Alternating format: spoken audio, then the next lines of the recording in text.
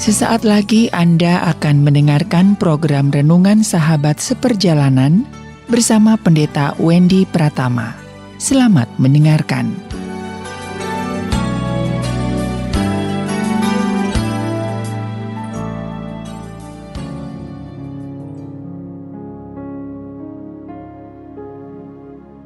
Selamat berjumpa kembali di dalam layanan audio Sahabat Seperjalanan.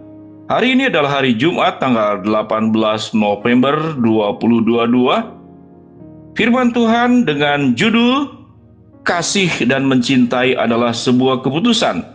Firman Tuhan terambil dalam Yohanes pasal 3 ayat yang ke-16, demikian bunyi firman Tuhan. Karena begitu besar kasih Allah akan dunia ini, sehingga ia telah mengaruniakan anaknya yang tunggal, supaya setiap orang yang percaya kepadanya tidak binasa, melainkan beroleh hidup yang kekal. Mari kita berdoa. Bapa yang di dalam surga, terima kasih, kami ingin belajar bahwa mencintai dan mengasihi adalah sebuah keputusan. Mencintai dan mengasihi bukan berbicara tentang masalah perasaan, bukan berbicara tentang masalah keindahan, tapi berbicara tentang sebuah keputusan untuk memberikan semua yang terbaik. Dalam nama Tuhan Yesus kami berdoa, amin. Shalom sahabat seperjalanan yang dikasihi Tuhan, kita mau belajar sebuah tema renungan saat teduh dengan judul Mencintai dan Mengasihi adalah sebuah keputusan. Sahabat seperjalanan yang dikasihi Tuhan, sewaktu kita berbicara tentang cinta, kita berbicara tentang kasih, maka itu biasanya unsur-unsurnya adalah perasaan.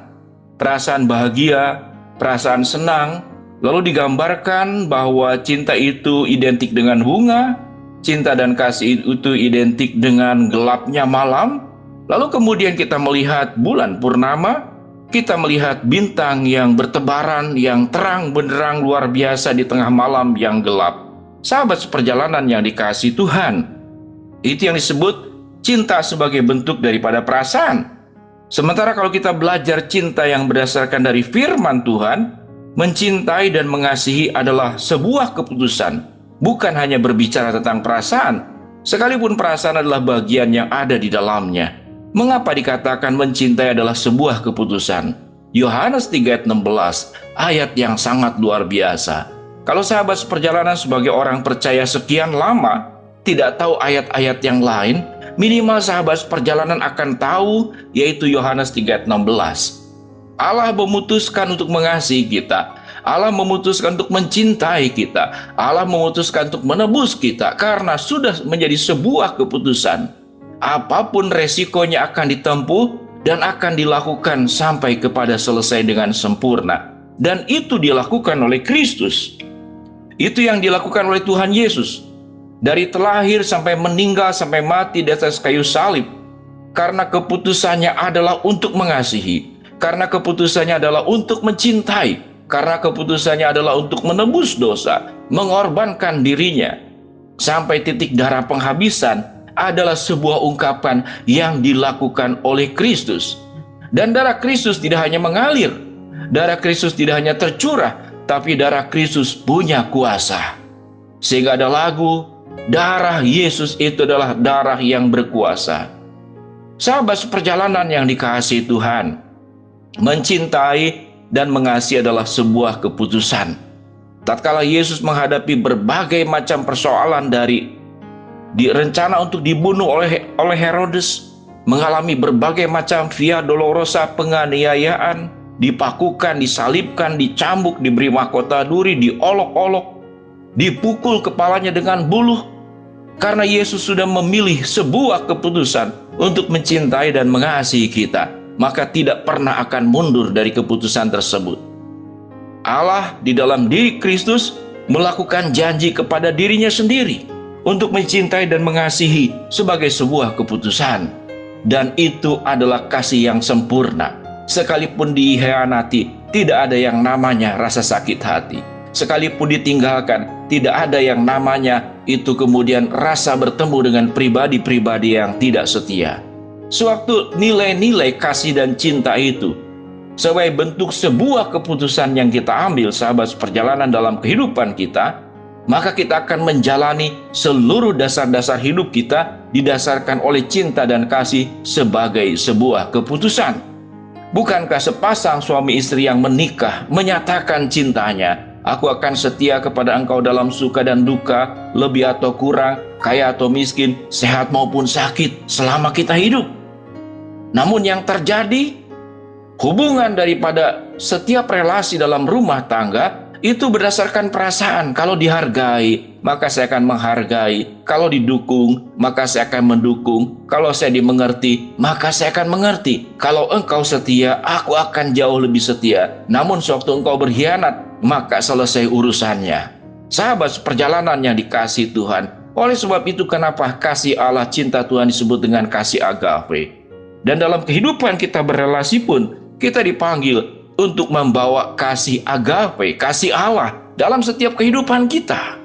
Dengan demikian, sewaktu kasih itu dijadikan sebuah keputusan, apapun persoalan, hambatan, tantangan, kesulitan, badai, hidup yang menerpa kita, kita tidak pernah mundur. Karena sewaktu cinta dan kasih sebagai sebuah keputusan, perjalanannya adalah berjalan ke depan, tidak terdiam, tidak terhenti, apalagi mundur. Apalagi kemudian mencoba untuk membalas perlakuan-perlakuan yang tidak baik yang dikenakan kepada kita, kepada orang yang melakukannya. Sahabat seperjalanan yang dikasihi Tuhan, kita bertemu dengan sebuah konsep kasih agape yang sangat luar biasa. Sahabat seperjalanan terkadang diperhadapkan dengan masalah-masalah rumah tangga, diperhadapkan kepada relasi-relasi yang sulit, diperhadapkan kepada rasa sakit dengan berbagai macam pengalaman yang berat yang terjadi. Ingatlah, katakanlah dalam dirimu, katakanlah dalam hatimu, karena aku mencintai dengan sebuah keputusan.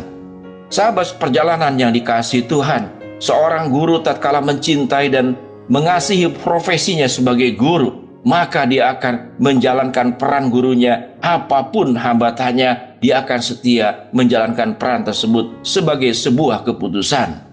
Sahabat perjalanan yang dikasihi Tuhan, bukankah kita mendengar perintah utama daripada Allah itu adalah apa?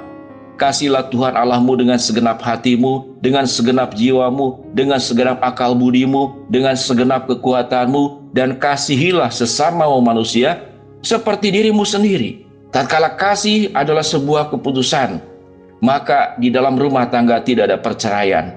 Tatkala kasih adalah sebuah keputusan, tatkala semua yang baik yang kita kerjakan kepada orang-orang yang kita cintai, kepada orang-orang yang kita kasihi, mendapatkan respon yang tidak semestinya, mendapatkan respon yang sebaliknya.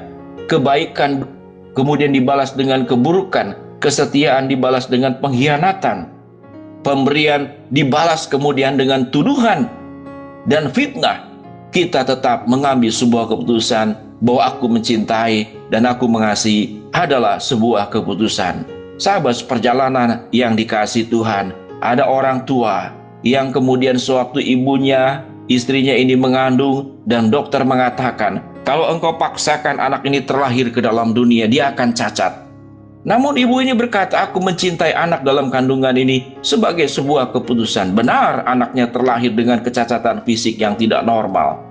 Sampai kemudian anak ini bertumbuh sampai dewasa, sampai kemudian menghadapi sebuah keadaan di mana ibu dan orang tuanya sudah lansia, dia tetap mencintai dengan luar biasa. Mengapa demikian? Karena cinta tanpa syarat. Cinta yang sebagai sebuah keputusan, dia tidak pernah mencintai dengan syarat, namun mencintai dengan tanpa syarat. Sahabat perjalanan, semoga ini memberkati. Biarlah kita dalam kasih dan mencintai, kita memahami cinta bukan perasaan, tapi cinta adalah keputusan. Cinta bukan sebuah pesta, tapi cinta adalah pengorbanan. Mari kita berdoa. Bapa yang di dalam sorga, hamba-Mu berdoa agar setiap sahabat seperjalanan memiliki cinta dan kasih sebagai sebuah keputusan. Hamba-Mu berdoa buat sahabat seperjalanan yang sedang sakit, Tuhan jamah sembuhkan. Sahabat seperjalanan yang sedang menghadapi masalah, Tuhan bukakan jalan. Sahabat seperjalanan yang sedang berdoa mengharapkan sesuatu, Tuhan akan kabulkan dengan cara dan waktunya Tuhan. Dalam nama Tuhan Yesus kami berdoa. Amin. Shalom sahabat seperjalanan, Tuhan memberkati kita semua.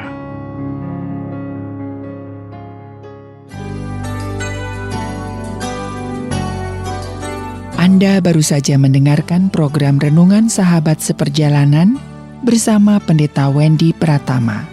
Terima kasih atas perhatian Anda. Tuhan Yesus memberkati.